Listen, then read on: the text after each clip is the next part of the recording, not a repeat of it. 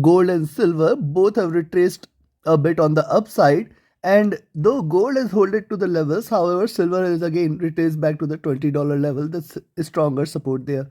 Now what to expect today when the world awaits the NFP data, the non-farm payrolls data from the US?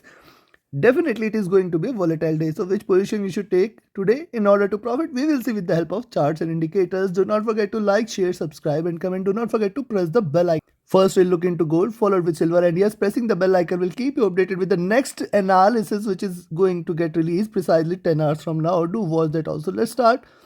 Now those who watch must know why 1833, 1836, these two levels are very important for gold, and yet again these are proving out to be a good, stronger resistance level. Now see, on the hourly charts, after giving lower highs, it is trying to show you a breakout here. Now see, once it breaks below these lows, and hence I will recommend you to sell here at 1824. Then once again, see, similar formation we have seen, drop, retracement, and now again trying to look downwards, and precisely if it stays below this zone at 1812, 1813, certainly we may see further sharper drop today itself. Hence you have to be watchful. A buy entry is only recommended if you see it trading above 1836. The indicators have cooled down a bit. MACD trying to converge. RSI is also cooled down a bit. It was trading near to overbought levels. Likewise on the 2-hour charts, you can see here, so far the retracement is done. However, the base created here is very strong, and once it cracks below 1824, 1825, we can see a little more drop, and you can take your positions and then below that 1818, 1820, my first strongest support. Then this time 1812, 1813 zone, the next stronger support, and then 18.8, 18.10.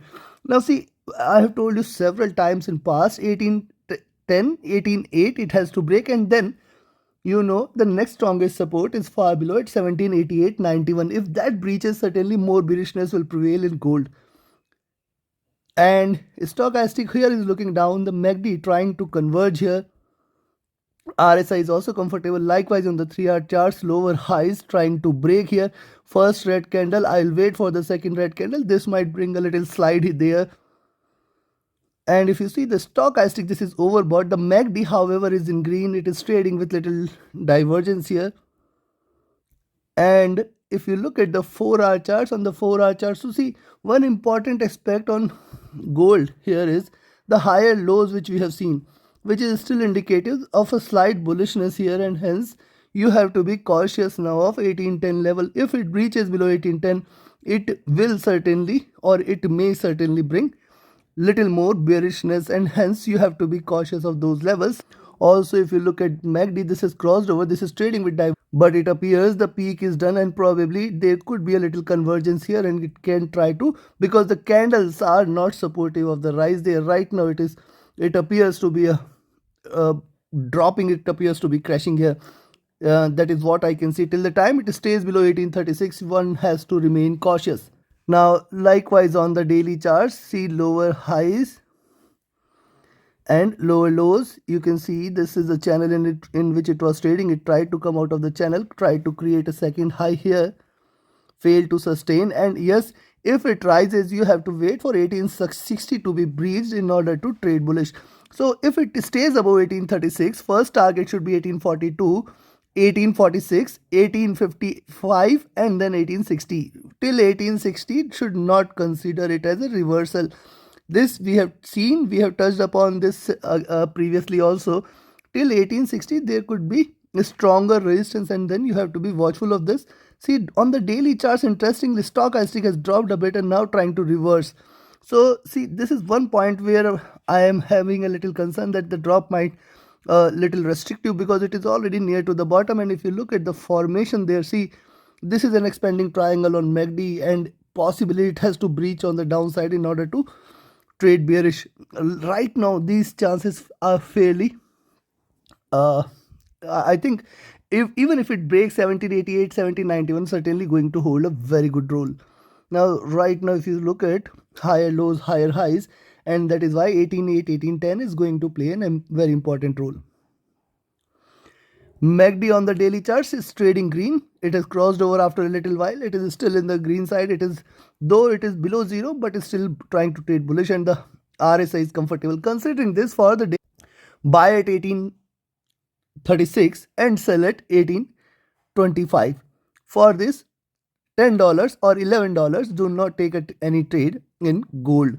Once it stays below 1825, you can expect 1820 first target, then 1812-13 next, and then 18-8-10 zone. Below that, we may see a very good drop. You have to be cautious there. On the upside, once it stays below 1842, that is the first target. Beyond that, certainly we might see it hitting 4850 zone, and beyond that we can expect it to trade strongly bullish for 1860 and plus level. Take your trades accordingly. Now let's have a look at silver. Now see, silver also, after consolidating for a while, it is trying to break. Once it stays below 1990 and in fact 1980, my strongest support, you can sell for 1960, and below 1960 it might bring a little more drop. The stochastic is comfortable here. The MACD is looking forward to a drop here. RSI is also trying to look downwards. And if you look at the 2-hour charts, 1990 level certainly going to hold a very important role, because below that we may see again a good drop, and it is consolidated for a while. Now trying to look down here. A stochastic at bottom, MACD in green. However, trying to converge. RSI is also trying to look down there. Likewise, on the 3-hour chart, similar observation there. The stochastic on the 3-hour chart has dropped. The MACD is in green. It is willing to cross over. Let's see if it does. And RSI is already at bottom, yet looking down there, trying to indicate little bearishness. Now look at 4-hour charts there. Now see, on the 4-hour charts, it is not yet bearish. It is still trying to trade with this higher lows, lower highs, and you can find out 1995, 1990. So rather, I will recommend you to sell at 1990 itself. Below 1990, little more bearishness is confirmed. We can expect 1980, 1960 levels. Stochastic is looking down. The MACD has crossed over. However, it is trading with slight bullishness. It is not trading with divergence. And yes, this crossover is happening at the bottom, and hence we can observe a little the chances, even if it trades bearish, the bearishness might not be going to be so strong. RSI is here is also looking down here. Now look at the daily charts. Likewise, on the daily chart, see previous two candles, higher highs, higher lows. This candle has already breached. Once it stays below 1990, you can stay short, and probably we can expect further drop from there, 1980, 1960, and below that a further drop can be seen. But see, on the daily charts, the stochastic on silver is extremely oversold, and hence you have to be watchful there. The MACD is divergent and bearish and already at bottom. Now see, this is already trading at lows there, so we have to be watchful. The bearishness might be there, but it cannot prevail for long. Our stochastic is also oversold, RSI is also oversold, and hence these all indicate that there could be a possibility of a bounce back, but we have to be watchful.